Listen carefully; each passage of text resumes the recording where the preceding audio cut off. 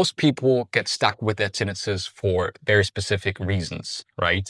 They are caught in a loop of Googling for answers endlessly, desperately, constantly monitoring the sound, checking in of what is my tinnitus doing right now. And then the next thing and the final thing is trying everything to literally get rid of the sound. Supplements, sound therapy, hearing aids. And I've recently made a video on hearing aids and when and how they can help for tinnitus. So check that one out if you haven't watched it yet. But the brain here in this loop, right, with these four things, Googling, desperately monitoring the sound, avoiding silence, and trying supplements and treatments, etc., the brain learns that tinnitus is actually equal to danger.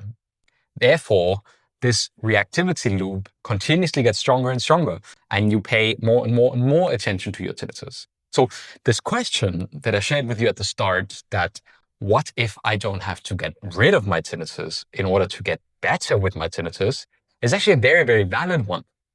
Because the shift, this one question, if I don't have to get rid of my tinnitus in order to start living my best life again and not be bothered by it, changes everything and allows you to adopt a completely different perspective towards your tinnitus. So the neuroplasticity here, the approach that a lot of people are talking about, what does this mean, neuroplasticity? How does it help my tinnitus habituation journey, right? And it can learn this in the sense of tinnitus, that tinnitus is not dangerous and that it does not have to produce these constant loop of negative thoughts and feelings only when it no longer sees the tinnitus as something dangerous.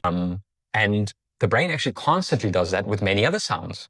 So, for example, your heartbeat, right? If you listen very closely, well, my hearing is not great, but you get my drift, right? Heartbeat, breathing, breath, or fridge in the background, or some certain outside sounds that you are used to that are always in your vicinity.